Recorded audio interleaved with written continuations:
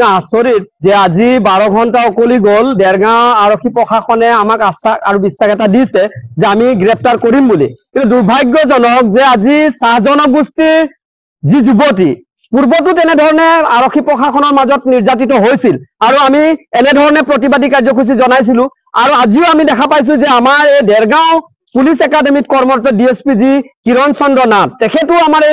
আমাৰ জোনালী ভূঞা নামৰ ছোৱালীজনীৰ ওপৰত শাৰীৰিক মানসিক আৰু যৌন নিৰ্যাতন চলাইছে যাৰ পৰিপ্ৰেক্ষিতত আমি অসম চাহ জনজাতি ছাত্ৰ সন্থাই ধিক্কাৰ জনাইছো গৰিহণা দিছো আৰু আপোনালোকৰ চেনেলৰ যোগেদি অসমৰ মাননীয় মুখ্যমন্ত্ৰী হিমন্ত বিশ্ব শৰ্মা জিপি সিং মহোদয় তথা গোলাঘাট জিলাৰ আয়ুক্ত মহোদয়ক আমি অনুৰোধ জনাইছো যাতে অতি শীঘ্ৰে ডিএছপি কিৰণ নাথক গ্ৰেপ্তাৰ কৰিব লাগে আৰু তেখেতৰ যি চৰকাৰী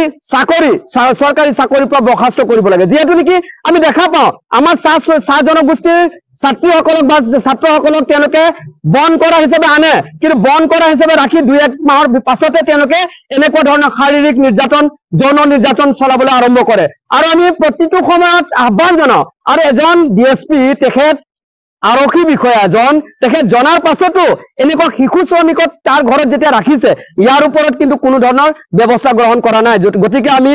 মানৱ সম্পদৰ বিভাগকো আমি অনুৰোধ জনাইছো অতি শীঘ্ৰে তেখেতক আইনী ব্যৱস্থাত আনি জেল হাজতলৈ প্ৰেৰণ কৰিবৰ কাৰণে আমি অসম চাহ জনজাতি ছাত্ৰ সন্থাই দাবী জনাইছো তেখেতসকলে ইয়াত ভয় ভাবুকি দি 500 টকা দিছে বোলে যে সেই কেছটো উঠাই ল'ব লাগে নহলে আমি তোমালোকৰ ঘৰ ভাঙি দিম ঘৰ জ্বলাই দিম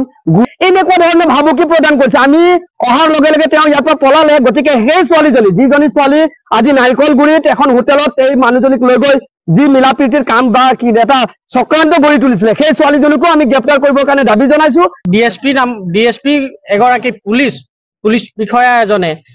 তেখেতক নি ঘৰত কাম কৰা ছোৱালী হিচাপে ৰাখি যৌন নিৰ্যাতন কৰিছে ধৰ্ষণ কৰিছে আমি খুব দুখিত তেনেকুৱা এজন ডিএছপি এজন ৰক্ষকে যদি ভক্ষক হয় কি হ'ব তেন্তে ৰক্ষকে যদি ভক্ষক আমি কাক বিশ্বাস কৰিম পুলিচ প্ৰশাসন বুলি কাক বিশ্বাস কৰিম পুলিচ প্ৰশাসন বিলাকে যদি নাৰী সুৰক্ষা দিব নোৱাৰে তো কাক দিব এই চৰকাৰখনে কাক লৈ কি কৰি আছে চৰকাৰখনে পুলিচক লৈ দাদাগিৰি দেখায় আৰু পুলিচে গৈ পেলাই ধৰ্ষণ কৰিবলৈ ওলাইছে